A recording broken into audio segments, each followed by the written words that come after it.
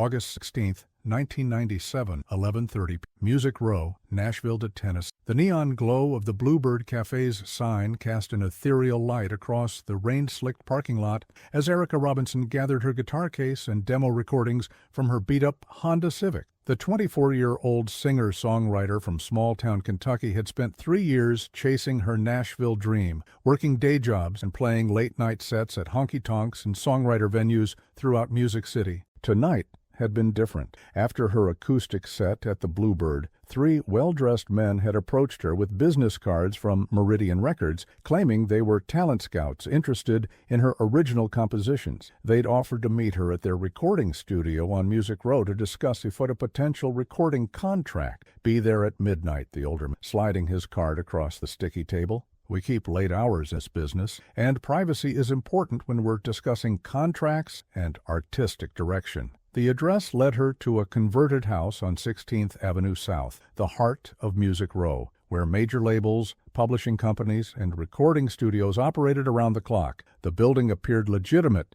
with professional signage for Meridian Records and luxury cars parked in the small lot behind the structure. Music Row in 1997 was a maze of converted houses and modern buildings where dreams were made and broken daily. The area buzzed with activity even at midnight as recording sessions, song pitches, and deal-making continued throughout the night. For an aspiring songwriter like Erica, the promise of a meeting with a record label was worth the risk of venturing out alone. She'd been careful about her safety since moving to Nashville, carrying pepper spray and always telling her roommate about late-night meetings, but tonight felt different. These men had known specific details about her songwriting style and had mentioned hearing her perform at venues played earlier. The Meridian Records building was a renovated Victorian house typical of Music Row, with a modern studio addition and professional recording equipment visible through the windows. Erica parked behind the building as instructed, noting that several expensive cars were already there, suggesting an active recording session. At exactly midnight, she walked to the front entrance, her guitar case slung over her shoulder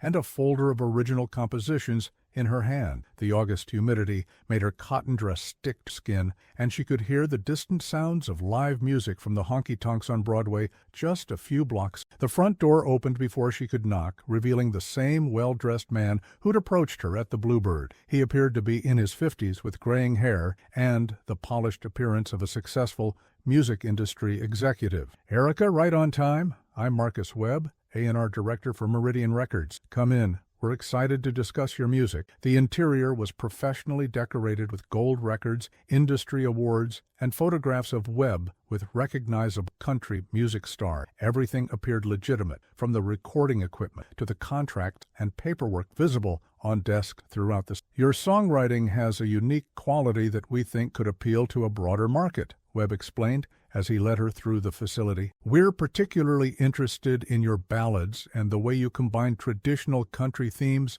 with contemporary arrangements." Erica felt her heart racing with excitement and nervous. After 3 years of struggling to get noticed in Nashville's competitive music scene, she might finally be getting the dreamed about teenager, writing songs in her bed. "I have several new compositions that might interest," she said, clutching her folder of sheet music and lyrics, "and I've been working on some material that explores more personal themes." Webb led her to a conference room where 2 other men were waiting, both dressed expensive suits and carrying themselves with the confidence of successful business executives. The room was equipped with high-end audio equipment and comfortable seating arranged around a polished table. "Erica, meet my colleagues James Morrison and David Chen. We work together on talent development and artist management. Please have a seat and play us a few of your songs." As Erica settled into her chair and opened her guitar case, she noticed that the windows had been covered with a curtain and the door had quiet. The atmosphere in the room shifted, becoming more intense and focused. Expected a casual audition. "Before we begin," Webb's his tone becoming more serious, "I need to explain that everything we discuss tonight is confidential. The music industry operates on trust and discretion, especially when we're considering significant investment in new artists." Erica nodded, assuming this was standard industry. She'd heard stories about the competitive nature of Nashville's music business and the importance of protecting creative material and business relationships. What she didn't know was that Marcus Webb wasn't a talent scout or record executive. He was a money launderer who used the music industry as a front for criminal operations, and her presence at the building tonight had nothing to do with her music. She'd accidentally witnessed something during her performances around Nashville that made her a liability to people who eliminated problems permanently. As she began to play her first song, Erica was unaware that this would be her final performance and that the recording equipment in the room was documenting not an audition, but evidence of her last known activities before disappearing forever into Nashville's criminal underworld. The rain continued to fall on Music Row as Erica's guitar filled the conference, her voice carrying the same haunting quality that had attracted dangerous attention from people who trafficked in more than just music. August 17th, 1997, 7 m. Metropolitan Nashville Police Department. Detective Sarah Mitchell stared at the missing person report that had just landed on her desk, noting the unusual circumstances that brought Erica Robinson's disappearance to official attention so quickly. Most adults weren't reported missing, gone, but Erica's roommate had contacted police at dawn after her friend failed to return from should have been a routine business. She was supposed to meet with talents from Meridian Record at midnight. Erica's roommate when she didn't come home by 6 a.m., I knew something was wrong. Erica never stays out all night without calling, especially for business meetings. Detective Jake Wilson, Mitchell's partner for 4 years, reviewed the initial incident report filed by patrol officers. The address she was given leads to a legitimate-looking recording studio on Music Row. We've got officers checking it out now. Mitchell had worked missing persons cases for 6 years and recognized the warning signs of something more serious than a young woman making poor decisions. Erica Robinson was a responsible, aspiring musician with strong family ties, no history of risky behavior, and clear career goals that wouldn't be advanced by disappearing without explanation. "Tell me about these talent scouts," Mitchell asked Amy. Had Erica met them before last night? She said they approached her after her set at the Bluebird Cafe, claiming they'd been watching her perform around town for months. They knew details about her songwriting and mentioned specific venues where she'd played, which made her think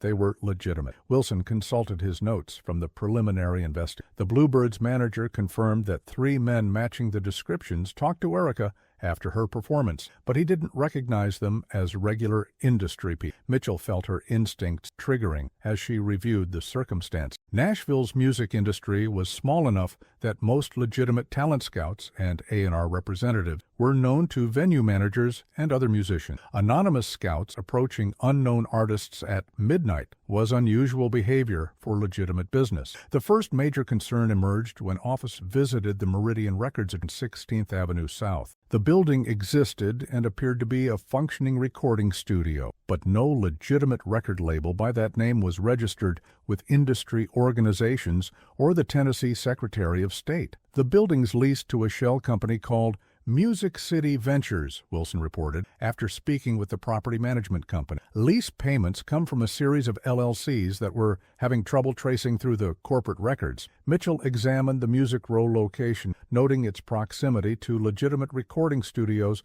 and music industry businesses. The area was known for its mix of established companies and startup operations, making it an ideal location for criminal enterprise seeking to blend in with legitimate music business. The investigation's first breakthrough came from the Bluebird Cafe's primitive security system. A single camera covered the entrance and part of the performance area, providing grainy footage of Erica's final known activity. "Can we enhance these images?" Mitchell asked the department's technical. "Limited enhancement possible with this equipment, but I can tell you the 3 men who approached her arrived in a black Mercedes with temporary dealer plates. At least one of them was carrying what appears to be recording industry credentials." The enhanced footage showed figures approaching Erica after her performance, but their faces were obscured by shadows and the camera's poor resolution. More concerning was what happened next. The men accompanied Erica to the parking lot and appeared to be following her when she left in her own. Someone was definitely watching her, Mitchell concluded. This wasn't a chance encounter at the end of her set. The canvas of Music Row yielded frustrating results. Several studios had been active during late-night recording sessions, and staff members reported seeing various vehicles and unfamiliar people at the area. The constant activity in Nashville's music district made it difficult to identify unusual behavior or suspicious activity. But Mitchell's investigation uncovered information about recent changes in Music Row's business, and several new companies had established operations in the area over the past year, many with unclear financial backing and minimal connections to the established music industry community. These new businesses have expensive equipment and professional facilities, but they don't seem to be producing much actual music, observed Tom Morrison, a longtime Music Row studio engineer. It's like they're using the infrastructure for something other than recording and publishing. Mitchell wasn't convinced the music industry connection was coincidental. The expensive cars, late-night meetings, and shell companies suggested activities that required legitimate business facades to avoid attracting attention from law enforcement. The search for Erica expanded to include surveillance cameras at nearby businesses, traffic monitoring, and security footage from parking facilities throughout the Music Row area. The timeline showed her normal activities until midnight, then nothing, as if she'd simply vanished from existence. "We need to treat this as a kidnapping," Mitchell told Lieutenant Patricia Walsh during their morning briefing 2 days after the disappearance. Erica Robinson didn't disappear voluntarily, and someone went to considerable effort to create a false business meeting to lure her to a controlled location. Walsh authorized additional resources for the investigation, including detective overtime and consultation with federal agencies that specialized in organized crime activities using legitimate businesses as cover operations. The emotional impact on Erica's family and friends was devastating. Her parents, Robert and Linda Robinson, drove up from their small Kentucky town and established a command post at a Nashville hotel, coordinating with volunteers who were searching areas around Music City and posting flyers throughout the region. Erica would never just disappear, Linda Robinson insisted during a tearful press conference. She was dedicated to her music career, responsible about her commitments, and excited about her future. "Someone took our daughter, and we need help finding her." As August turned into September, Mitchell expanded the investigation to include Erica's musical activities and songwriting project. The young woman had been performing at various venues throughout Nashville, work that occasionally brought her into contact with people on the margins of the legitimate music industry. Could she have witnessed something that made her a target? Mitchell wondered. A case meeting. Music industry business doesn't usually involve kidnapping aspiring songwriters, but he made notes to invest performance and the people she'd encountered during her The investigation had revealed Erica, a talented, hard-working young woman with no apparent enemy or dangerous association. Her disappearance from a business meeting on Music Row suggested careful planning by people with resources and experience in making problems disappear permanently. As the first month of investigation concluded, without major breakthroughs, Mitchell realized that finding Erica would require understanding the criminal activities that had brought dangerous people into Nashville's music industry, using legitimate businesses as cover for operations that had nothing to do with creating music. October 15, 1997, 2 months missing. Metropolitan Nashville Police Department. The evidence board in Conference Room C had grown into a complex web of financial records, business registrations, and surveillance photos that painted a picture of systematic criminal activity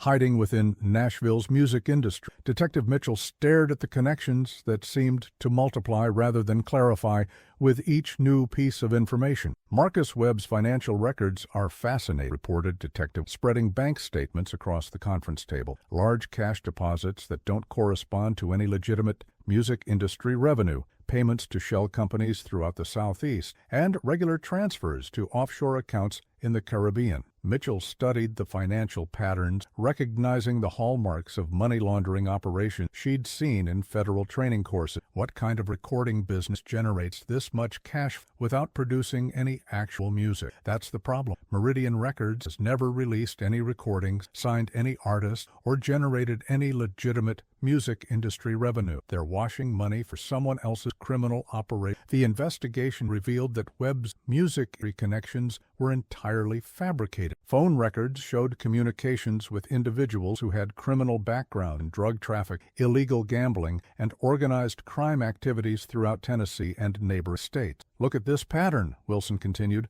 pointing to a series of every month large cash deposit followed by immediate transfer to various LLCs and offshore accounts. And these payments always happen within 48 hours of what appear to be scheduled business meeting. Mitchell felt the pieces beginning to connect. Erica's disappearance coincided with her exposure to criminal activities conducted under the cover of legitimate music industry business. Her presence at various Nashville venues had put her in position to observe activities that someone had deemed too dangerous to ignore. The breakthrough came from an unexpected source. Maria Santos, a housekeeper who cleaned several Music Row buildings, contacted police after seeing Erica's photograph in the newspaper. "I saw that girl talking to some men outside the old recording studio on 17th Avenue about a week before she disappeared," told Mitchell during a carefully arranged interview. "She looked confused, like she was asking them about something she'd seen." "Can you describe the men?" "One was older, well-dressed, drove the black Mercedes. The others looked like security or enforcement, not music people. They seemed angry that she was asking questions about trucks, came and went late at night." Santos led Mitchell to an abandoned recording studio 6 blocks from the Meridian Records location. The building appeared vacant,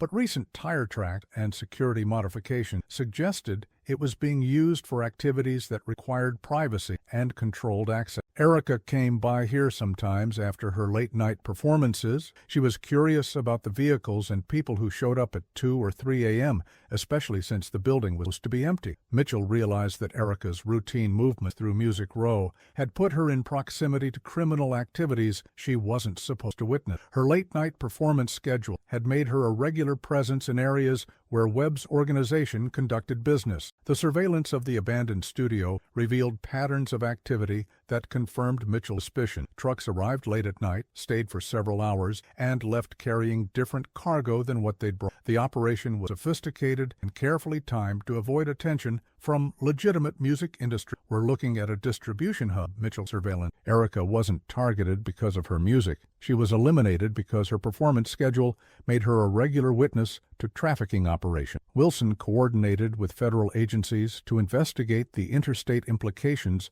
of what appeared to be a major criminal network. The scope of the operation suggested connections beyond Nashville involving distribution routes throughout the Southeast. DEA has been tracking increased drug and weapons trafficking through Tennessee, Patricia Martinez, during a federal briefing. The quantities suggest major distribution operations, but they haven't been able to identify the organizational structure or leadership. Mitchell shared intelligence about Webb's meetings and the suspicious activities at various Music Row locations. The federal agents were particularly interested in the financial networks that suggested money laundering operations worth millions of dollars. Erica Robinson may have stumbled onto one of the largest criminal operations in the Southeast, Martinez observed. If that's true, her kidnappers have resources and experience that go far beyond local criminal activity. The investigation expanded to include electronic surveillance of Webb's communications and financial activity. Federal wiretaps revealed discussions about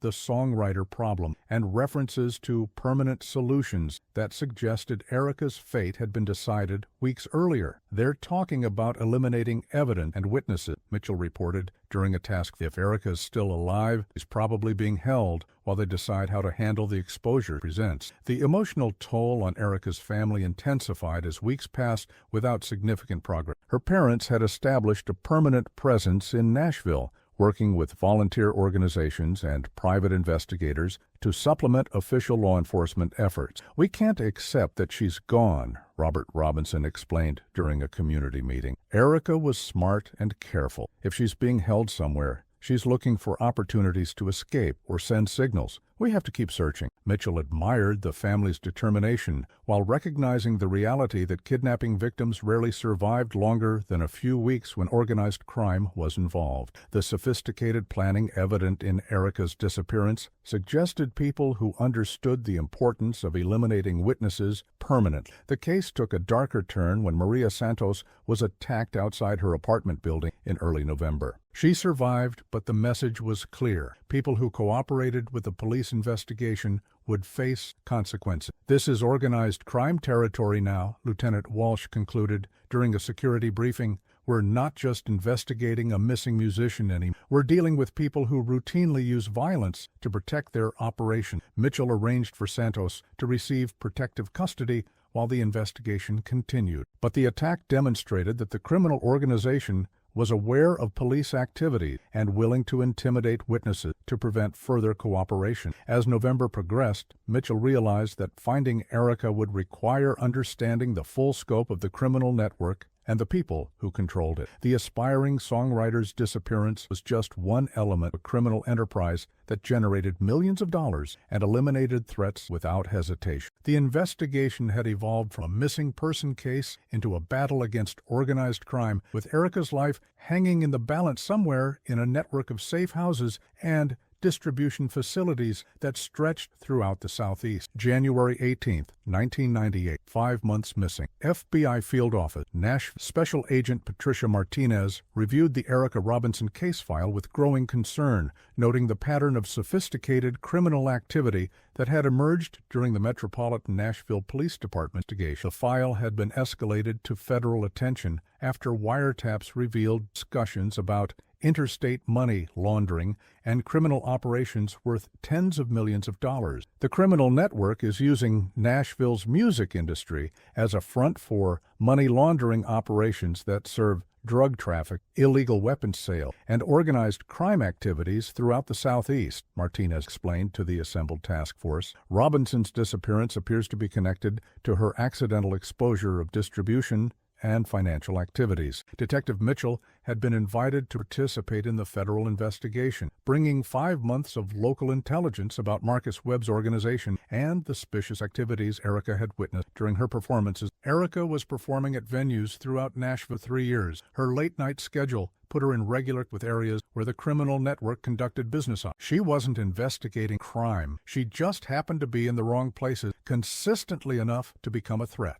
Agent Rodriguez, specialized in organized crime investigation, consulted intelligence about money laundering network through legitimate business. The volume of money moving Nashville suggests coordination with major criminal orgs in Atlanta, Miami, and New Orleans. The federal investigation revealed the scope of corruption that had enabled the criminal network to operate with minimal law enforcement interference. Webb's organization cultivated relationships with city officials, music industry executives, and local law enforcement who provided advance warning about and regulatory activity. We've identified at least 4 police officers and 2 prosecutors who've received payments from the organization, Martinez said during a secure briefing. Information about investigations and surveillance activities has been routinely leaked to criminal leadership. Mitchell felt sick realizing that her invest had been compromised from the beginning. Details about search activities, witness interviews, and surveillance operations had been shared with the very people. How do we proceed if we can't trust local law enforcement channel? Carefully, we'll maintain operation security by limiting information and using federal resources for sensitive activity. Your local knowledge is crucial, but we need to assume that everything we do will be reported to criminal organization. The task force established a secure facility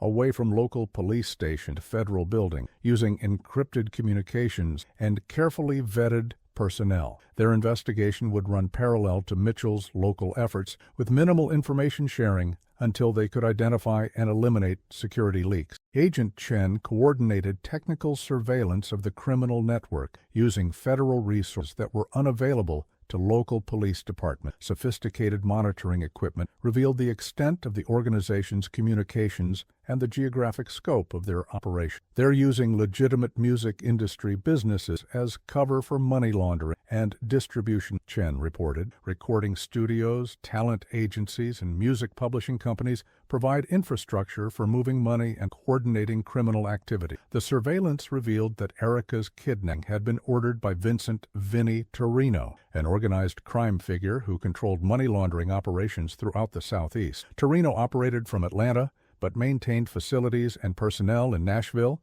Memphis, and Birmingham. Torino specializes in eliminating threats to money laundering operations, Martinez explained during a briefing about the organization's leader suspected in at least 15 disappearances over this decade, including law enforcement, accountant, and potential. The federal investigation identified 4 facilities where Erica might be held: a warehouse complex near Murfreesboro, a rural compound in the Cumberland Mountains, a recording studio facility in Memphis, and a horse farm in Kentucky. All were heavily guarded and inaccessible to conventional surveillance. "We need someone inside the organization," Martinez declared. "The only way to locate Erica and gather evidence against the criminal network is through an undercover operation." Agent Thompson volunteered for the assignment. With a background in financial crimes investigation and knowledge of the music industry, he could pose as a corrupt music industry executive willing to facilitate money laundering for appropriate compensation. The undercover operation began in March 1998, with Thompson establishing contact with mid-level figures in Torino's organization. His progress was slow and dangerous. Gaining trust required participating in illegal activities, and any mistake could result in his death and the elimination of Erica as a witness. "They're testing me constantly," reported during security. "Small jobs at first, helping to coordinate financial transfers and avoid regulatory oversight. But they're watching everything I do, and one wrong move will compromise entire operation." Meanwhile, Mitchell continued her local investigation through conventional methods, following financial records and interviewing witnesses, while the federal tasks pursued their covert approach. The parallel investigation occasionally conflicted, but both teams recognized that finding Erica required multiple strategies. The breakthrough came when Thompson was invited to participate in a special security project involving the management of someone who had caused problems for business operations. The assignment was a test of his loyalty, but it also represented an opportunity to gather intelligence about how the organization handled threats. "They want me to help with cleanup operation," Thompson. "Something about relocating a problem from temporary storage to a more permanent solution." Martinez realized they might be about to discover Erica's location. If she was dead, her body might be at the facility Thompson was being sent to clean up. If she was alive, the operation might represent her execution. "We need to be ready to move on multiple locations simultaneously," Martinez to the team. "If Thompson's cover gets blown, we'll have one chance to recover him and Erica before the organization destroys all evidence." As spring turned to summer, the investigation had evolved into a complex operation involving multiple agencies, undercover assets, and the constant threat that Erica Robinson was running out of time. Somewhere in the network of criminal facilities and safe houses, an aspiring songwriter was either suffering in captivity or already dead because she'd accidentally witnessed money laundering operations. The task force was preparing for a coordinated strike that would either rescue Erica or recover her body, while simultaneously taking down one of the largest money laundering operations in the South. July 20th, 1998, 11 months missing. Cumberland Mountain, Tennessee. Agent Thompson adjusted the hidden recording device sewn into his shirt collar as he followed Vincent Torino's Lieutenant Anthony Russo up a gravel road compound hidden deep in Cumberland. 4 months of undercover work had finally earned him access to criminal networks' secure facilities, but he was about to discover the true cost of that access. "This is where we handle special business problems," Russo explained, gesturing toward a cluster of buildings disguised as a legitimate horse breeding operation. "People who see too much, ask wrong questions, threaten our financial arrangements." The compound appeared to be a working horse farm, stables, training facilities, and equipment that provided perfect cover for more sinister activities. But Thompson noticed details that suggested a different purpose: reinforced buildings with no windows, multiple layers of security fencing, and armed guards positioned throughout the property. "How many problems have you handled here?" trying to say casual, while gathering intelligence for the federal past 3 years? Maybe 20, 25. Some problems solve themselves when people understand consequences. Others require more direct management. Russo led him to a concrete building set apart from the main horse facility, using a key card to access a door marked with warnings about authorized personnel only. The interior was divided into holding areas, interrogation rooms, and what appeared to be disposal facilities designed for eliminating evidence. "This is where we evaluate threats to determine appropriate responses," Russo continued. "Sometimes education and financial incentives are sufficient. Other times, permanent solutions become necessary for business security. Thompson felt his heart rate increase as he realized he was touring a facility designed for kidnapping, torture, and murder. The federal task force had theorized about such locations, but seeing the infrastructure of systematic violence was deeply disturbing. What about the songwriter who was asking question Nashville operation? Russo. Erica Robinson. She was persistent one, refused to understand that some observations are too dangerous to remember. We tried warnings, intimidation, various forms of pressure, but she remained problematic. She's still here? In special holding area. Her case has become educational example for other potential problems. When people ask questions about our operation, we explain what happens to curious musicians who don't focus on their art. Thompson struggled to maintain his cover while processing the revelation that Erica had been held at the compound for 11 months. But Russo wasn't finished with his tour. Would you like to see current inventory while we discuss your assignment? They walked to another section of the building where Russo used a second key card to access a corridor lined with reinforced doors. Through small observation windows, Thompson could see that several cells were occupied who appeared to be in various stages of captivity and abuse. These are individuals who have become problematic for business operations. Russo. Some will be relocated to different assignments, others will be processed for permanent disposal based on threat. In the last cell, Thompson saw a young woman who matched Erica Robinson's description from the missing person report. She was alive but appeared severely weakened by nearly a year of captivity, showing signs of systematic abuse and psychological torture. When she looked up at the observation window, her eyes held a mixture of defiance and desperation. That's the Robinson girl. 11 months of various persuasion techniques, and she still insists she can expose our financial operation. Remarkable stubbornness for aspiring countries. Thompson realized that Erica had endured nearly 11 months of activity, maintaining a cycle of continuous threat. Her survival was extraordinary, but it also meant she possessed detailed knowledge about the criminal network's operation. What's the timeline for her disposal? That depends on operational security requirement. If we're relocating facilities within next 2 months, she comes with us for continued research. If timeline extends longer, permanent resolution becomes more practical option. Yes. As they concluded the facility tour, Russo outlined Thompson's assignment: help coordinate the transfer of problematic assets to disposal site while ensuring that no evidence remained to connect the network to their previous activity.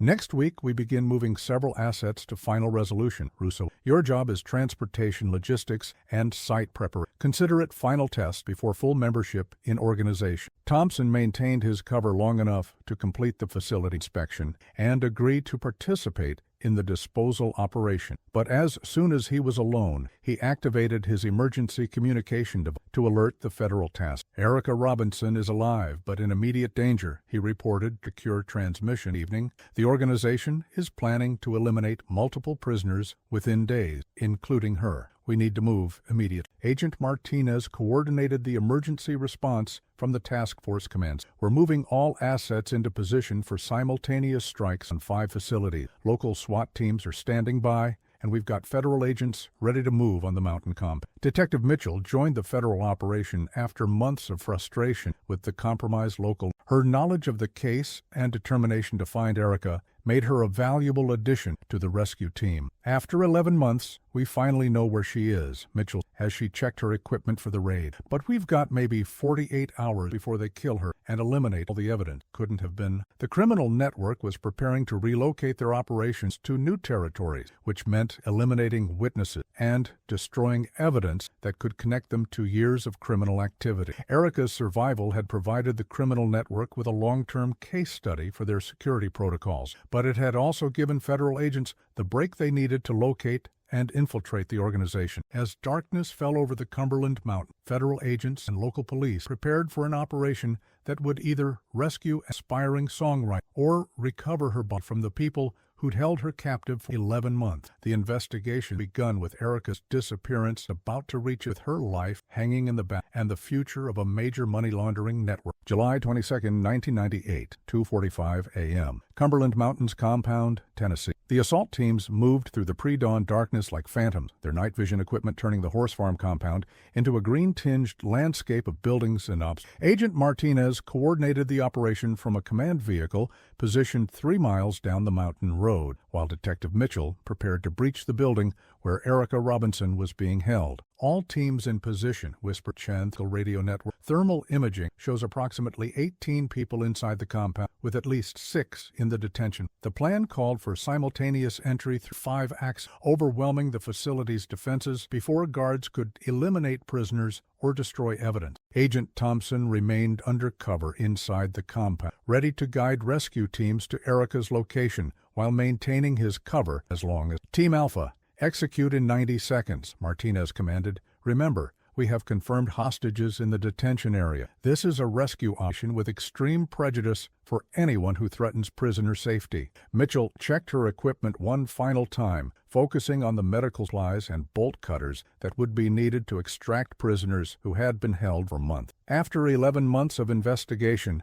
Erica Robinson was finally within reach, but the next few minutes would determine whether she survived captivity. At precisely 2:50 a.m., the assault began with coordinated explosions that disabled the compound's communications equipment and backup generator. Emergency lighting activated throughout the complex, casting stark shadows as federal agents poured through breached fences and building entrances. Federal agents, everyone on the ground, echoed through the buildings as tactical teams secured each area methodically. The compound's security force had been caught completely off guard, with most surrendering immediately when faced with overwhelming federal firepower. Mitchell followed Team Bravo toward the detention facility, where Thompson was waiting with access codes and detailed knowledge of the building's layout. Erica's in Cell 8, but there are 4 other prisoners in that section. Russo was planning to execute all of them tomorrow. The detention facility was secured within minutes, but accessing individual cells required careful coordination. Each door was electronically locked, equipped with surveillance systems that could only be disabled from a central control station. "I've got the control panel," Agent Rodriguez reported from the facility security. "All cell doors are unlocked, but several prisoners appear to be unconscious or severely weakened." Mitchell reached Cell 8 first, pulling open the heavy door to find Erica huddled against the wall, conscious but clearly traumatized by nearly a year of captivity. She was awake but seemed unable to process that her ordeal was ending, staring at Mitchell with the hollow expression of someone who'd lost hope of rescue. "Erica, I'm Detective Mitchell with the Nashville police. You're safe now. We're here to get you out." Erica stared at her, speaking, as if unable to believe that help had arrived. Mitchell knelt beside her, checking for obvious injuries while speaking in calm, reassuring tone. "Can you stand? We need to get you to medical attention right away." Erica nodded, allowing Mitchell to help her to her feet. She appeared to have lost significant weight and showed signs of prolonged physical and psychological abuse, but she was alive and responsive. "My song," Erica audible.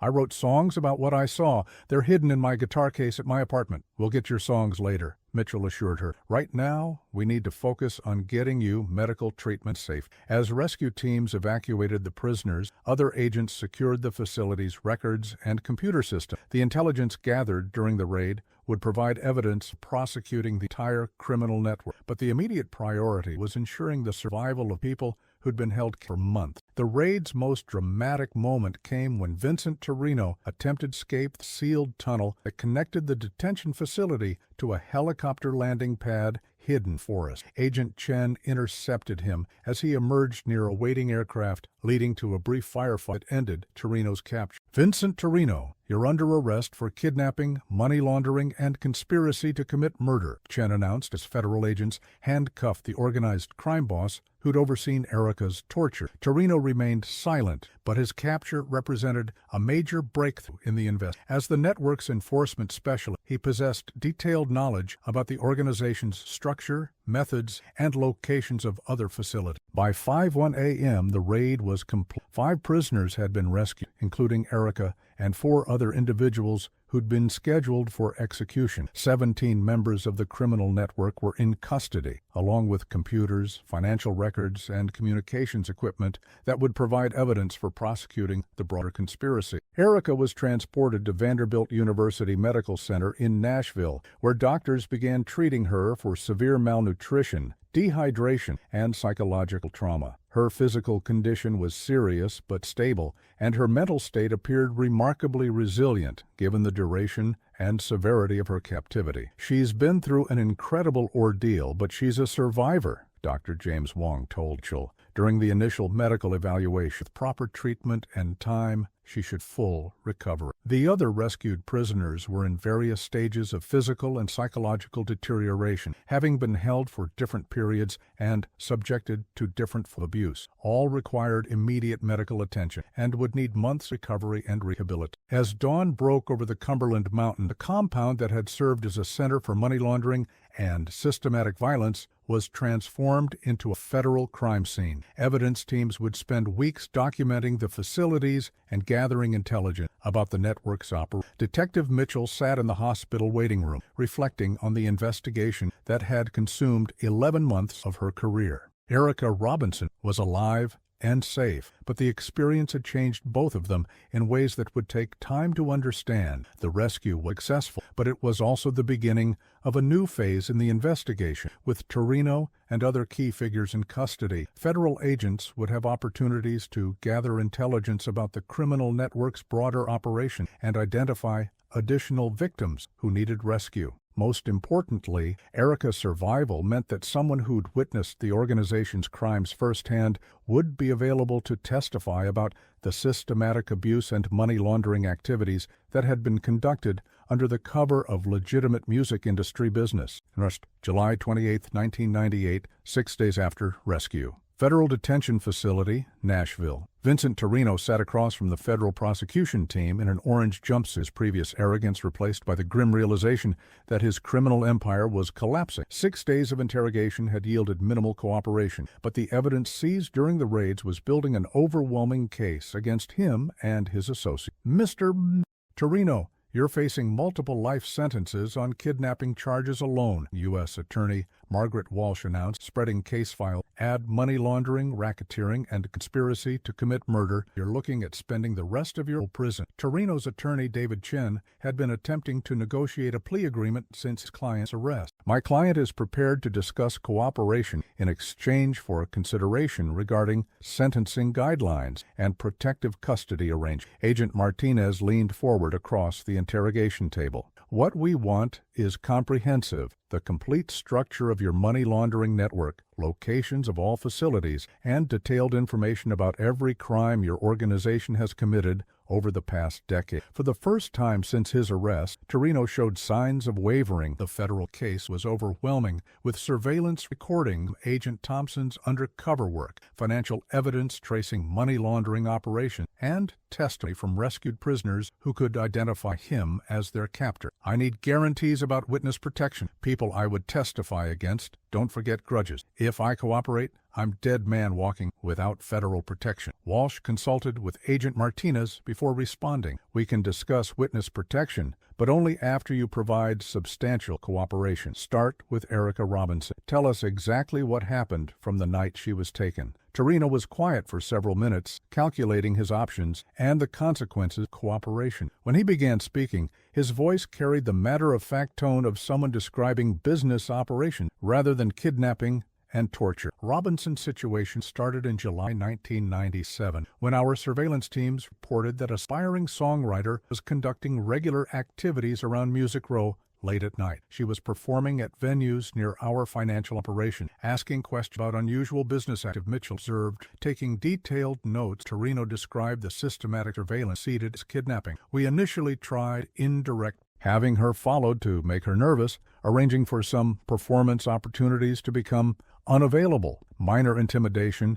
to discourage her curiosity about late-night business activity. But Robinson was persistent. When did you decide to take direct action? When she began asking venue managers about the people who met at studios after midnight, documenting license plates, and showing too much interest in our transportation schedule. Her musician activities had evolved into systematic surveillance of our operation. Walsh leaned forward. Walk us through exactly what happened on August 16th. Torino consulted with his attorney before continuing. I positioned team at Meridian Records location to create controlled environment for acquisition. Plan was to lure her for business meeting, conduct interrogation to determine scope of her knowledge and decide whether she could be neutralized through cooperation or elimination. But the kidnapping was premeditated? Of course. We had been watching Robinson for 6 weeks, learning her performance schedule, and identifying optimal opportunity for acquisition. August 16th presented ideal circumstances. Late-night meeting,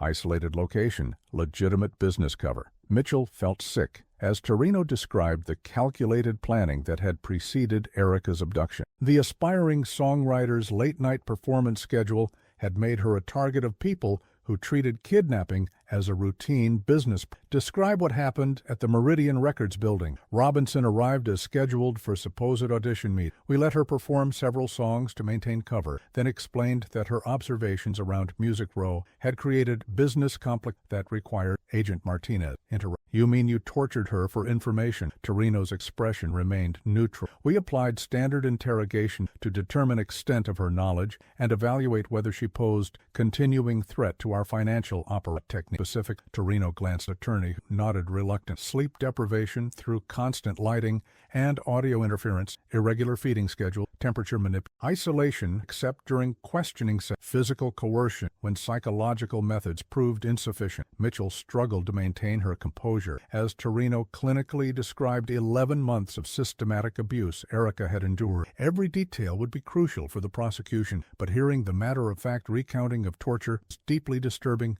Did Erica ever provide the information you were seeking? She gave us details about her performance schedule and confirmed that she had not shared complete observations with music industry contacts or law enforcement. But she refused to identify specific activities she had witnessed or provide details about our transportation financial operation. Walsh consulted her notes. What was your plan for her long-term detention? Initial assessment suggested that Robinson could be held for extended period while we evaluated threat level and determined appropriate resolution. Her knowledge of our business activities made immediate release impossible. When did you decide to kill her? Torino was quiet for a long moment, recognizing his answer would demonstrate the calculating nature of criminal enterprise. A decision was made in June 1990 when federal surveillance activity suggested that her disappearance had attracted more law enforcement attention but the execution? I wanted to conduct final interrogation to determine whether she had prepared evidence that would trigger she disappeared permanently. Her background in songwriting suggested she might have documented observation in lyric or recording. The confession continued for hours,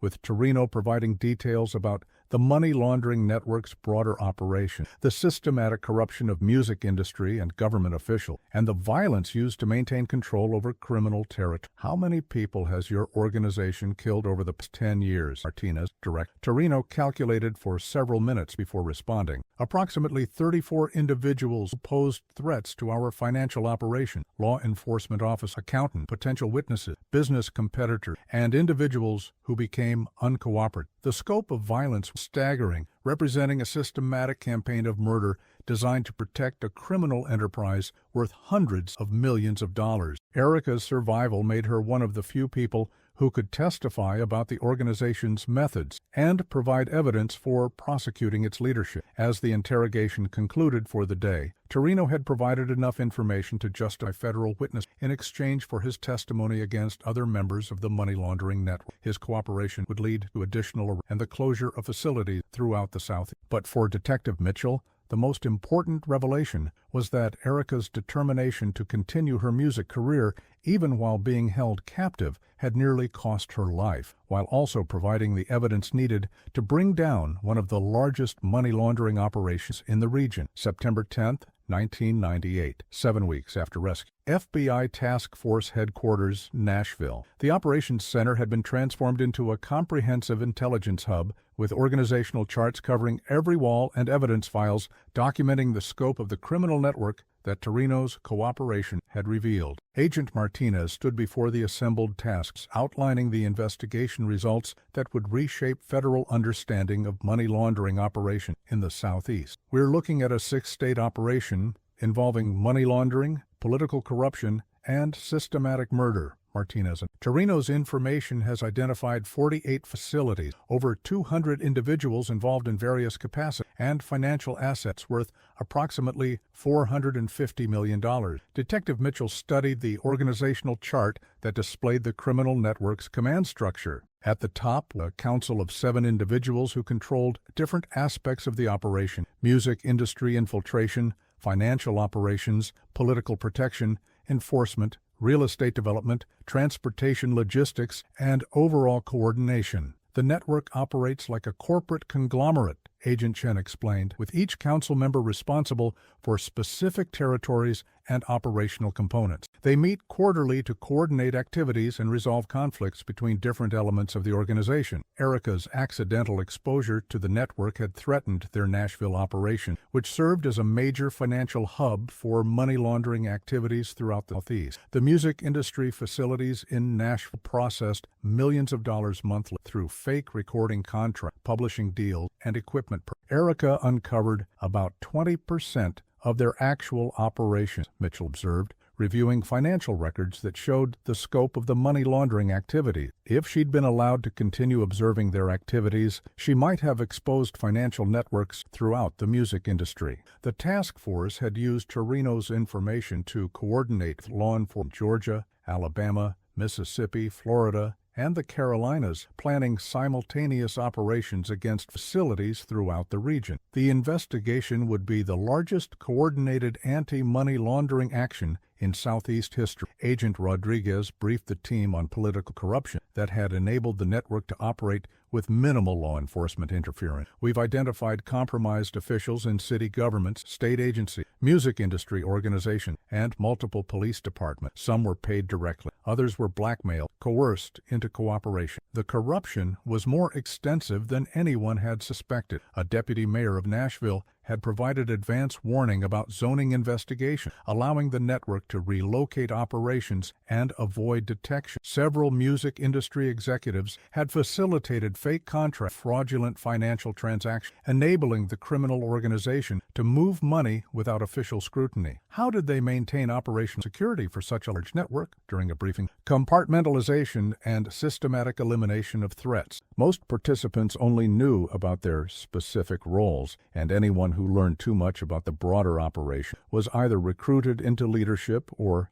eliminated. Erica's case had followed this pattern perfect. Her performance schedule had made her a threat that required elimination, but her survival had provided federal agents with unprecedented insight into the network's methods and vulnerability. The medical evaluation of rescued prisoners had revealed the systematic abuse used to extract information and maintain control over victims. Psychological torture was combined with physical violence to break down resistance, while threats against family members prevented victims from attempting escape or seeking help. The psychological control methods were as sophisticated as the financial operation, Dr. Sarah Wong reported to the task force. Victims were conditioned to believe that cooperation with authorities would result in death, not just for themselves, but for their families and friends. Erica's psychological resilience during 11 months of captivity had been extraordinary. Despite systematic torture and intimidation, she'd maintained enough mental strength to be considered a continuing threat by her captors, ultimately contributing to her survival when federal agents located the mountain compound. Her descriptions of conversations and activities she observed during captivity have helped us identify potential victims and develop leads for additional investigation, Mitchell reported. After her latest interview with Erica, her memory of financial discussions and operational details has been incredibly accurate despite the trauma. The task force was preparing for Operation Music City, a coordinated strike on money laundering facilities scheduled for October 15th. The operation would involve over 300 federal agents, local police officers, and financial regulatory specialists, targeting sites from Atlanta to Memphis simultaneously. We'll have one opportunity to get this right, Martinez warned the assembled. If we miss any major components of the network, they'll relocate and rebuild their operations in new territory within months. Agent Thompson maintained elements of his undercover role even after the mountain compound raid provided final intelligence about the network's leadership. The council is planning to suspend Southeast operations temporarily While they assess damage from Torino's arrest, they're moving key personnel and financial assets to facilities in Texas and the Caribbean. The intelligence created urgency for the federal operation. If the money laundering network successfully relocated its leadership and primary asset, it could take years to rebuild the investigation and gather evidence for prosecution. Detective Mitchell had been assigned to coordinate with local law enforcement agencies throughout Tennessee and neighboring states, ensuring that state and local resources supported the federal operation without compromising operational security. Her experience with the Erica Robinson case made her uniquely qualified to understand how organized crime could infiltrate and manipulate legitimate businesses. We're going to dismantle the entire network, Mitchell declared during a briefing, Southeast law enforcement leadership. But it's going to require every resource we can deploy and perfect coordination between agents that don't usually work together. As October approached, the investigation that had begun with one missing songwriter was about to culminate in the largest anti-money laundering operation in Southeast history. Erica Robinson's accidental exposure to criminal activities had revealed a criminal enterprise generated hundreds of millions of dollars through systematic financial fraud and violence. The network had operated for years with impunity, protected by corruption and sophisticated security measures, but Torino's cooperation had finally provided law enforcement with the intelligence needed to dismantle the entire organization. October 15, 1990, 3:30 a.m. Multiple locations, southeastern United States. The coordinated assault began with synchronized strikes on 48 locations across 6 states, from recording studios in Nashville to financial offices in Atlanta. Agent Martinez coordinated the operation from the Federal Command Center in Nashville, watching as real-time reports flowed in from assault teams positioned throughout the region. Alpha sites secured in Nashville and Memphis. Agent Chen reported through encrypted communication, multiple arrests, significant financial records, no agent casualties. Why? Detective Mitchell led a multi-agency team supporting the raid on the original Meridian Records building where Erica's nightmare begun. The facility appeared to be a functioning recording studio, but internal investigations revealed sophisticated money laundering equipment and financial records documenting millions of dollars in illegal transactions. Federal agents, everyone on the ground, echoed through the studio as tactical teams secured each area methodically. The facility's personnel had been caught off guard, with most surrendering immediately when faced with overwhelming law enforcement presence. Financial records and computer systems secured, Mitchell reported to the command center, evidence of systematic money laundering operations through fake recording contracts and equipment. The scene was repeated at facilities throughout the region where money laundering operations had been conducted under cover of legitimate music industry, real estate, and financial services business. Many locations yielded not only financial evidence, but also documentation of the systematic violence used to maintain control over the network's territory and personnel. Agent Rodriguez coordinated the financial component of the operation, executing search warrants at banks, accounting firms, and legitimate businesses that had been used to launder criminal proceeds. The money trail was complex, involving hundreds of shell companies and offshore accounts, but Torino's cooperation had provided a detailed roadmap for following the financial networks. We've seized approximately $200 million in assets so far, Rodriguez commands. Bank records show regular transfers to accounts in the Cayman Islands, Switzerland, and various Caribbean. The operation's most significant success occurred at a financial services in Atlanta, where money laundering network leaders an emergency meeting to coordinate their. Agent Thompson led the assault team that captured 5 council members, including the overall coordinator, who had managed the network's operations for over 12 years. Council leadership in custody, Thompson reported. Computer systems and communications equipment seized with detailed records of financial operations and facility locations throughout the Southeast. By mid-afternoon, Operation Music City had resulted in 623 arrests, the seizure of over $400 million in assets, and the recovery of facilities and equipment worth hundreds of millions of dollars. The scope of the operation overwhelmed local detention facilities, requiring coordination with federal prisons and state corrections. Detective Mitchell found herself working with financial crime specialists, helping to process evidence that documented the systematic corruption of legitimate businesses and government agents. The scope of the money laundering operation was staggering, involving coordination between criminal organizations and ostensibly legitimate enterprises. Some of these businesses have been laundering money for over a decade, reported Agent Santos, who specialized in financial crimes analysis. They've created complete parallel financial systems that operate alongside legitimate. The psychological impact on arrested during the operation varied widely. Some were clearly criminals who understood the illegal nature of the activity, while others appeared to be legitimate business who had been gradually corrupted through financial incentive and threats. Erica Robinson observed portions of the operation from the Federal Command Center. She was working with prosecutors to identify evidence and prepare testimony for the trials that follow. Her experience as both victim and witness provided unique insight into the network's methods, and seeing all these operations being shut down makes everything I went through worthwhile. During a break, coordination. This is exactly what I accidentally discovered during my performances around Music Row. The money laundering network had been more extensive than even federal agents had realized. Operations ranged from fake music industry contracts to real estate fraud to systematic corruption of financial institutions. The scope of criminal activity was staggering, involving careful coordination between legitimate businesses and criminal enterprise. Agent Martinez reviewed preliminary reports as the operation continued into the evening. We've effectively dismantled the largest money laundering network in Southeast history, but the prosecution phase is going to be incredibly complex. Crimes committed across multiple jurisdictions, involving victims from dozens of communities, with evidence in multiple financials. The evidence seized during the raids filled multiple warehouses, including financial records, communications equipment, and documentation showing the systematic corruption of hundreds of businesses and government officials over more than a decade. Financial forensics specialists would need months to trace all the money laundering network, while victim assistance programs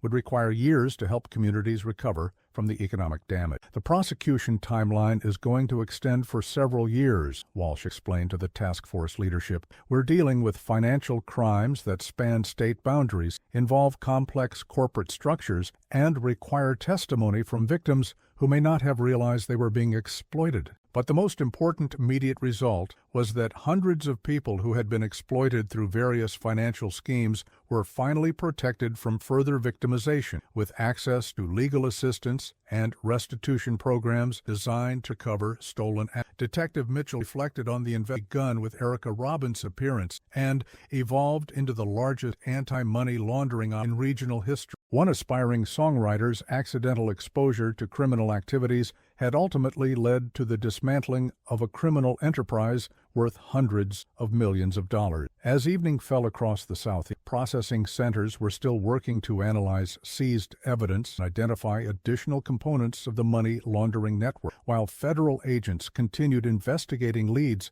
that might reveal other criminal organizations using similar methods. The operation was a success, but it was also a reminder of the scope of financial crime in the United States and the sophisticated methods used by criminal organizations to exploit legitimate businesses while maintaining facades of respectability. October 25, 1998, 10 days after Operation Music City, Federal Courthouse, Nashville. The interrogation room was filled with federal prosecutors, FBI agents, and court reporters as Vincent Torino prepared to provide his complete confession about the money laundering network's operations. His cooperation had been instrumental in Operation Music City's success, but prosecutors needed detailed testimony about specific crimes to ensure convictions of the network's leadership. Mr. Torino, let's focus specifically on Erica Robinson, Assistant U.S. Attorney Walsh began, arranging case files across the table. Walk us through exactly what happened from the moment she was taken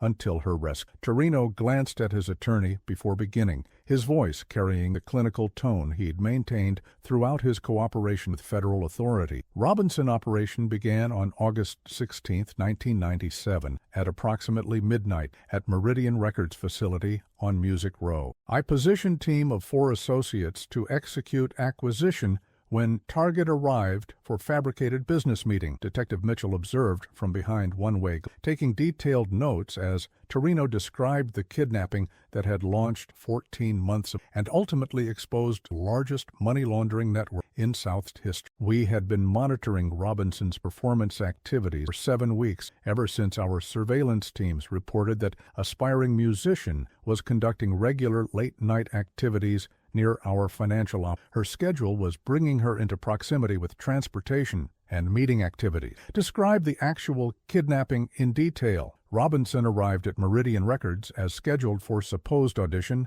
and contract discussion. We allowed her to perform several songs, maintained legitimacy of cover story, then informed her that her observations around Music Row created security complications requiring resolution. Agent Martinez leaned forward. What did you tell her? Explained that her had resulted in her witnessing business activity confidentially damaged. We needed to determine scope of her observation and evaluate whether she posed continuing threat. Torino's matter-of-fact description of manipulate and kidnap Erica was disturbing, but prosecutors needed his detailed testimony to build comprehensive cases against other network members. What was the purpose of holding her for 11 months? Intelligence extraction and threat. We needed to determine exactly what she had observed during her performance, identify potential compromise of our operation, and evaluate whether she could be neutralized through cooperation rather than elimination. Describe the interrogations you used. Activity. Torino consulted with his attorney, continuing. Standard psychological pressure combined with physical coercion when necessary. Sleep deprivation, constant lighting,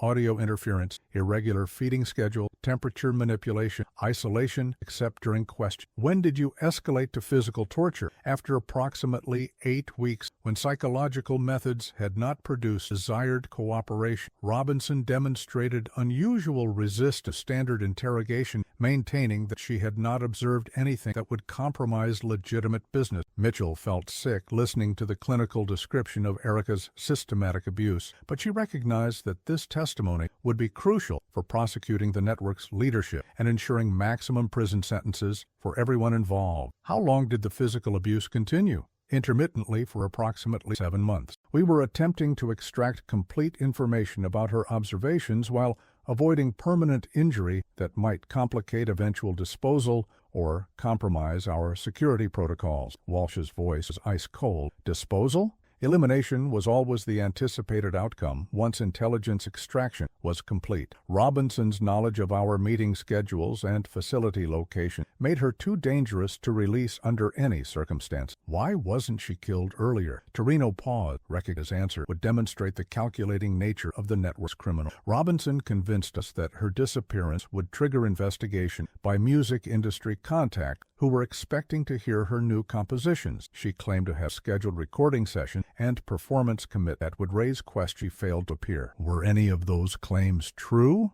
We never found evidence of scheduled recording sessions or performance commitment, despite extensive surveillance of her known contacts and music industry activity. But we could not be certain she was lying, which meant premature elimination could trigger exactly the kind of investigation we were trying to prevent. Agent Chen interrupted. So her survival depended on convincing you she was more valuable alive than dead. Precisely. Robinson demonstrated remarkable psychological resilience and strategic deception under extreme duress. Her ability to maintain credible threats about music industry connections while enduring prolonged torture was professionally impressive. The confession continued for hours, with Torino providing details about the network's broader operation, the systematic corruption of music industry and government officials, and the violence used to maintain control over money laundering territory. Described the decision-making process for eliminating threats to the organization. Council reviewed security issues quarterly and authorized necessary actions based on threat assessment protocols. Factors included level of exposure presented, difficulty of neutralization through nonviolent means, and potential consequences of elimination versus continued survival. How many people were killed to protect the network's operation? Torino calculated for several minutes, tallying numbers that represented systematic murder spanning over a decade, approximately 47 individuals over past 12 years. Law enforcement officers, financial investigators, potential witnesses, business competitors, and personnel who became uncooperative or compromised. The scope of violence staggering, representing a criminal enterprise that had routinely used murder to maintain operational security and territorial control. Erica's survival made her one of the few people who could provide first-hand testimony about the network's methods and leadership. What was the timeline for Erica Robinson's execution? Decision was made in June 1998 when federal surveillance activities suggested her disappearance had attracted more law enforcement attention than anticipated. Continued detention was becoming liability rather than intelligence asset. But you delayed the execution?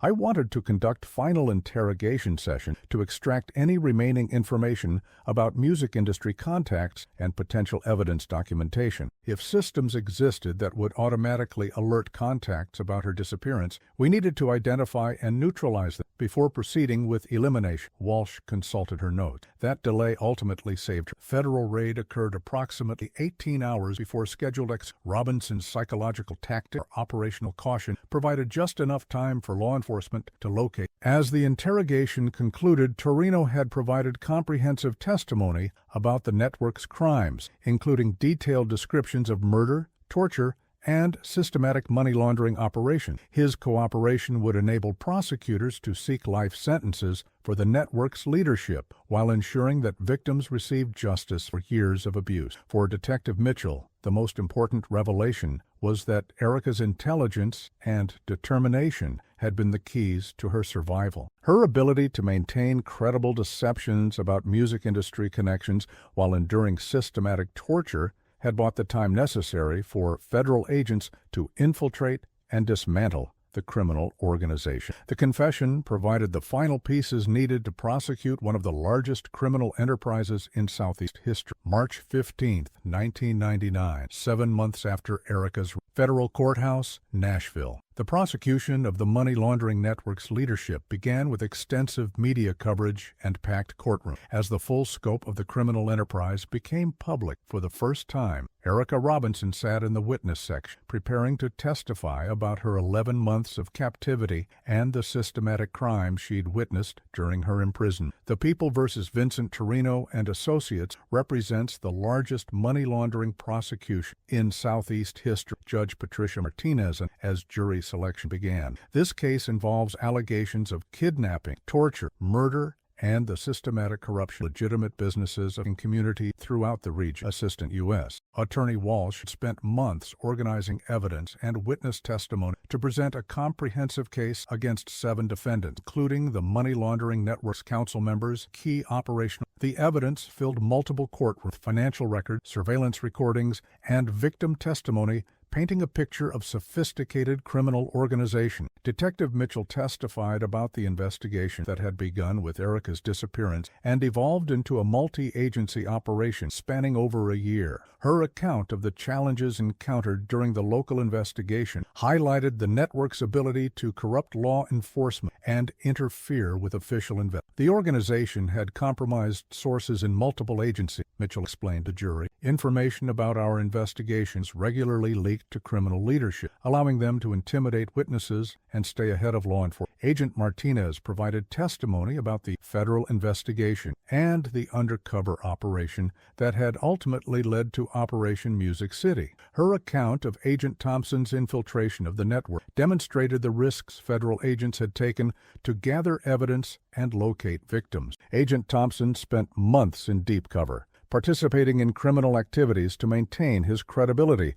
while gathering intelligence about the network's operation. His work was instrumental in identifying facility locations and understanding the organization's command structure. But the most powerful testimony came from victims who had been exploited through the network's various money laundering schemes. Small business owners, music industry professionals, and ordinary citizens described how they'd been systematically defrauded through fake contracts, fraudulent investments, and corruption of legitimate services. They used my recording studio for money laundering without my knowledge. Legitimate studio owner, fake recording contracts, equipment purchases that never happened, and financial transactions that I thought were legitimate business activity. Erica's testimony was scheduled for the prosecution's final, representing the culmination of the case against the network's leadership. Her account would provide the jury with first-hand evidence of the systematic torture and financial crimes conducted by the organization. The defense strategy focused on challenging the credibility of cooperating witnesses and arguing that defendants were minor participants in a larger organization controlled by figures who had not been arrested. Torino's testimony was particularly damaging to this approach, as his detailed knowledge of the network's operations demonstrated the level of coordination and planning involved. Mr. Torino, were the defendants present during discussions about eliminating threats to the organization?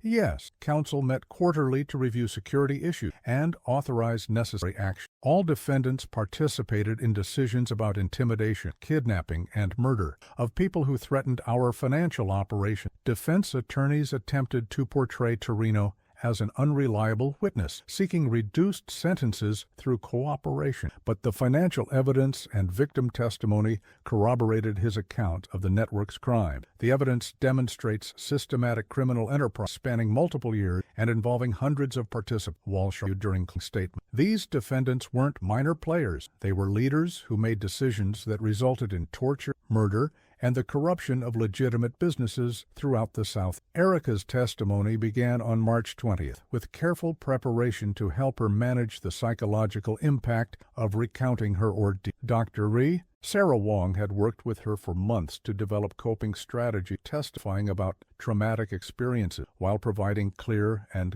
evidence. Ms. Robinson, please tell the jury about your music career and what led to your kidnapping. Walsh. Erica's voice was steady, ascribed her performance in Nashville and the patterns she'd observed that suggested unusual business activity near Music Row venues. Her account of accidentally witnessing money laundering operations demonstrated how her music career had put her in proximity to criminal activity. I was performing at venues throughout Music Row for 3 years, usually late-night sets that ended around midnight or later. I started noticing patterns of expensive cars, well-dressed people having meetings, and business activities that didn't seem related to music. What happened on the night of August 16, 1997? Erica described the approach by supposed talent scouts at the Bluebird Cafe, the fake business meeting at Meridian Records, and the moment she realized she'd been lured into a trap. Her account of the kidnapping, detailed and devastating, providing the jury with clear evidence of premeditated abduction. They let me perform several songs, then told me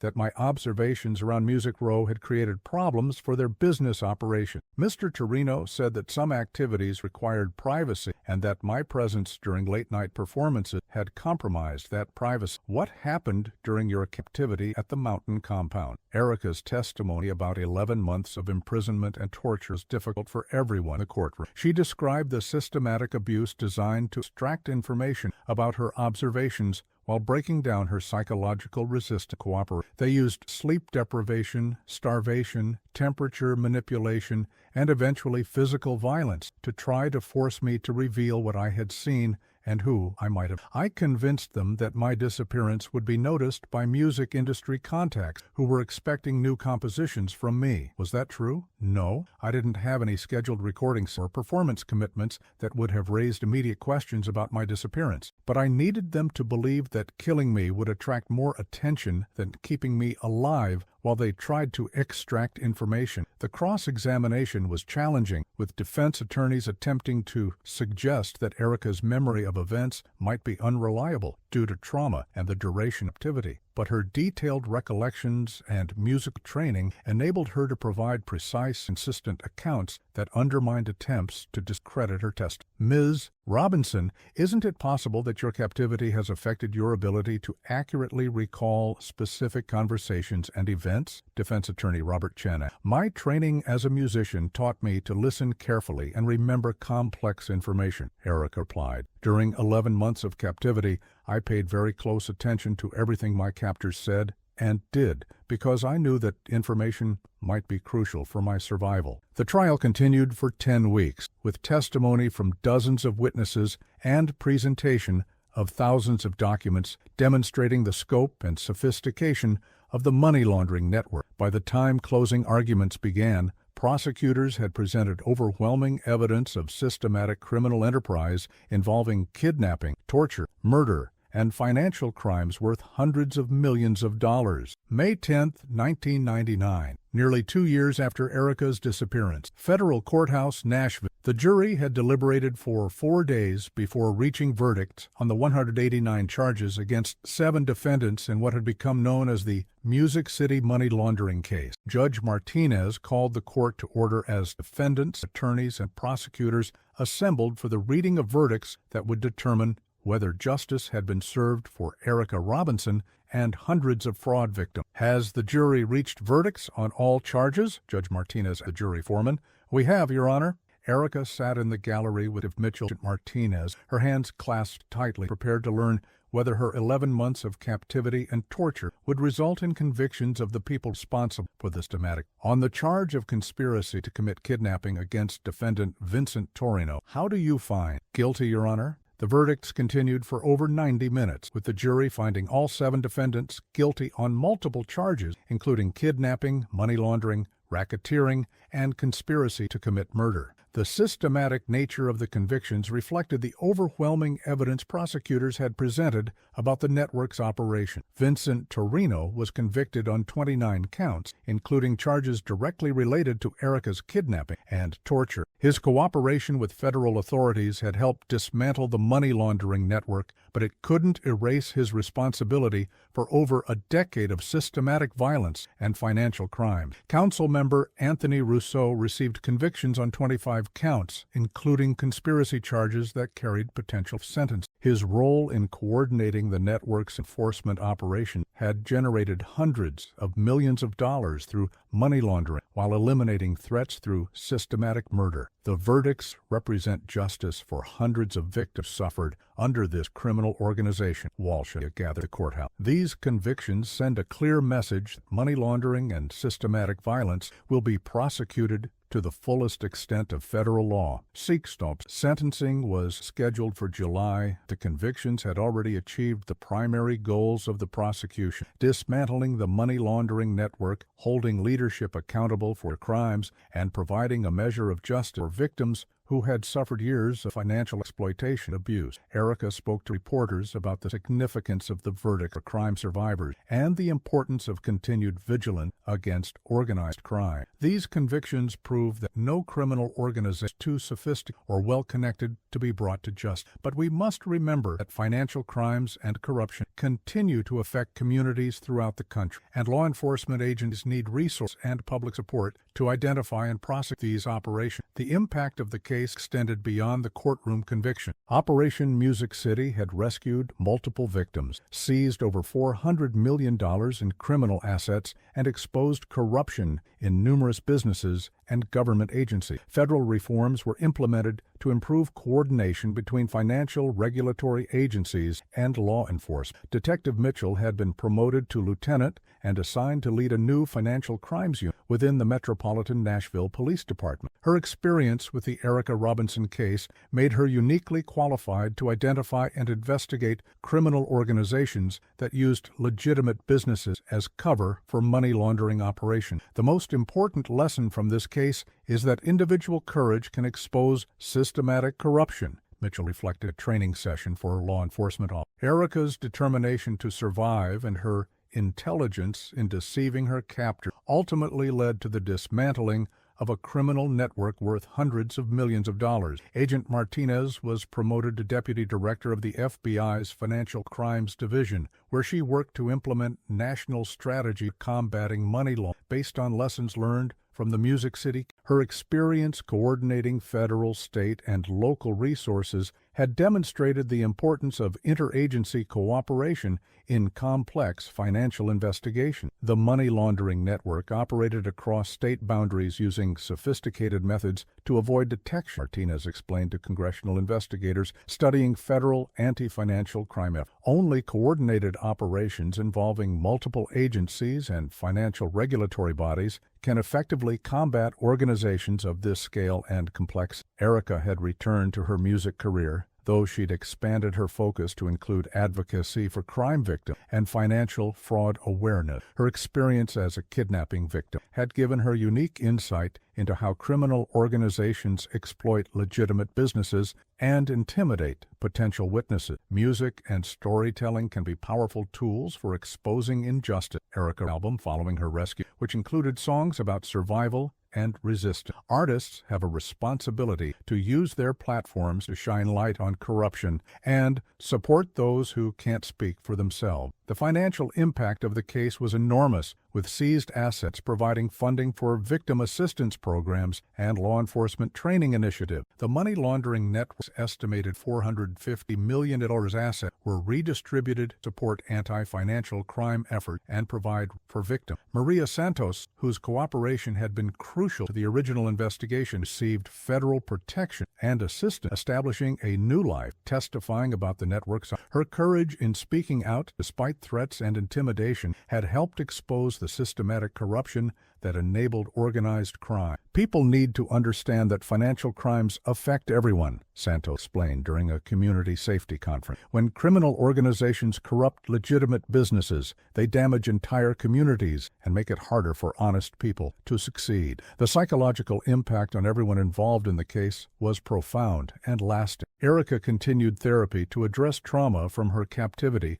while law enforcement officers who had worked the investigation struggled with the emotional weight of what they'd witnessed about systematic violence and corruption. Dr. Sarah Wong established specialized treatment programs for victims of organized crime, recognizing that traditional trauma therapy wasn't sufficient for addressing the complex psychological injuries associated with prolonged captivity and systematic abuse. Organized crime victims face unique challenges in recovery because their trauma involves betrayal of institutional trust, systematic dehumanization, and often manipulation of legitimate systems, Dr. Wong explained to medical professionals treating crime victims. As the second anniversary of Operation Music City approached, Erica and Detective Mitchell organized a memorial service for victims who hadn't survived their encounters with the money laundering network. The ceremony honored approximately 47 people who had been murdered by the organization over 12 years of operation. We remember not only the people who died, but also the communities that were damaged by financial crimes and the legitimate businesses corrupted criminal activity, said memorials. Their suffering was not in vain. We use these experiences to build more honest and transparent business practice. The Music City money laundering case had become a landmark in federal prosecution of organized crime, demonstrating that sophisticated criminal networks could be dismantled through coordinated law enforcement efforts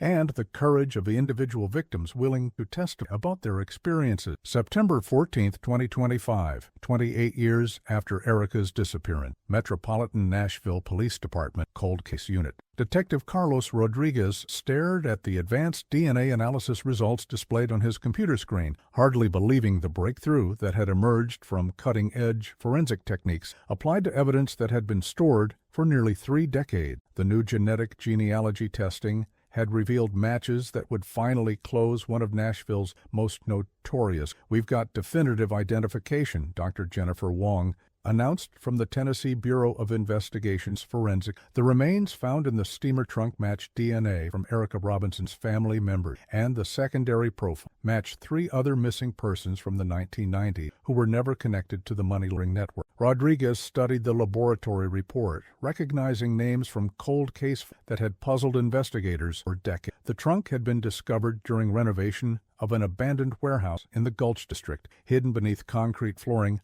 that had been poured in 1998. How many victims are we looking at? Rodriguez asked during a video conference with the forensic. 4 individuals whose remains stored in the trunk, all showing evidence of systematic torture and execution-style murders. Based on the preservation methods and storage conditions, they were likely killed within months of each other in 1990. The discovery had resulted from advanced DNA extraction that allowed forensic scientists to identify genetic material from severely degraded samples. The steamer trunk had been sealed and hidden so effectively that it had remained undetected 28 years, preserved in conditions that maintained enough biological evidence. Modern analysis. This changes everything we thought we knew about the City case, Rodriguez observed. understanding that the new evidence require reopening investigations that had been considered solved. These additional victims suggest the network was even more violent than we realized. Agent Patricia Santos, now Regional Director of FBI Financial Crimes Investigations, joined the briefing to review the implications of the DNA discovery. The new evidence suggested that the money laundering network had been systematically murdering potential threats for years before Erica's establishing a pattern of violence that was even more extensive previously. Vincent Torino's original confession mentioned 47 murders over 12 years, Santos. But these DNA results suggest the actual number might have been closer to 60 victims, including people whose disappearances were never connected to organized crime. The advanced forensic analysis had also revealed evidence that would finally provide closure for families who had spent decades wondering about the fate of missing relatives. DNA profiles from the trunk matched individuals who had disappeared under mysterious circumstances throughout the Southeast during the 1990s. Dr. Erica Robinson Mitchell, now a nationally recognized expert on organized crime and victim advocacy, was contacted about the new development. Her survival and testimony had been crucial to the original prosecutions, and the additional evidence validated her accounts of the systematic violence she'd witnessed during her captivity. "I remember hearing them discuss previous problems they had eliminated," Erica told Rodriguez during a video conference from her office at Vanderbilt University, where she now directed the Center for Crime Victim Study. The DNA evidence confirms that the compound was used for systematic murder over many years. The new evidence prompted additional investigations in multiple states as DNA profiles were compared against missing person databases throughout the region. The scope of the money laundering network's violence becoming clear for the first time, revealing a criminal enterprise that had operated as a systematic killing machine. "We're working with law enforcement agencies throughout the Southeast to identify additional crime scenes and potential burial sites," Agent Chen reported during a multi-agency briefing. "The DNA evidence is helping us close cases that have been cold for decades." The emotional impact on families of newly identified victims was profound. Parents who had spent years hoping their missing children might still be alive finally received definitive answers, though the truth was devastating. "At least now we know what happened to Jennifer," said Robert Collins, whose daughter had disappeared in 1997 while attending college in Memphis. "The not knowing was destroying our family. This gives us some peace, even though the truth is horrible." The additional evidence also provided opportunities for enhanced prosecutions of money laundering network members who had received lighter sentences due to insufficient evidence of their involvement in specific murders. DNA analysis could now definitively link surviving defendant to crime scene and victim. "We're preparing additional murder charges against 3 defendants who are currently serving time for financial crimes," announced Assistant U.S. Attorney Walsh, who had remained involved throughout the appeals. "The DNA evidence provides the definitive proof needed for first-degree murder conviction." Vincent Torino had died in federal prison in 2015, but other network members serving shorter sentences would now face additional murder charges based on the DNA evidence. The discovery validated the decision to preserve evidence even when immediate analysis couldn't provide answers. Lieutenant Sarah Mitchell Rodriguez, now retired and working as a victim advocate, reflected on how the case had shaped her understanding of organized crime and the importance of preserving evidence for future technological breakthroughs. "The DNA breakthrough reminds us that justice doesn't have an expiration date," Mitchell said during a press conference announcing the new charges. "Advanced forensic techniques are giving us the ability to solve cases that seemed just a few years ago." The Music City case had evolved from a single missing person investigation into a comprehensive examination of organized crime's impact on communities throughout the South. Erica's survival and the subsequent investigation had exposed a criminal network responsible for dozens of murders and the systematic corruption of legitimate businesses. As the final prosecutions concluded in 2026, the case represented a landmark in both law enforcement methodology and forensic science application. The combination of traditional investigative techniques, undercover operations, financial analysis, and advanced DNA testing had demonstrated how complex criminal organizations could be defeated through persistent effort and technological innovation. Most importantly, The DNA breakthrough provided closure for families who had suffered for decades without knowing the fate of their missing relatives. While the truth was devastating, it also confirmed that their loved ones had been victims of systematic criminal violence rather than voluntary disappearance. Erica's ordeal had ultimately led to justice for nearly 60 victims and the complete dismantling of one of the largest criminal organizations in Southeast history. Her courage in surviving 11 months of captivity and testifying about her experiences had made possible the prosecution and conviction of the people responsible for over a decade of systematic violence and financial crime. The investigation that began with one missing songwriter had become a comprehensive victory against organized crime, demonstrating that individual determination and advancing forensic science could overcome even the most sophisticated criminal enterprise. Even decades after the crimes were committed,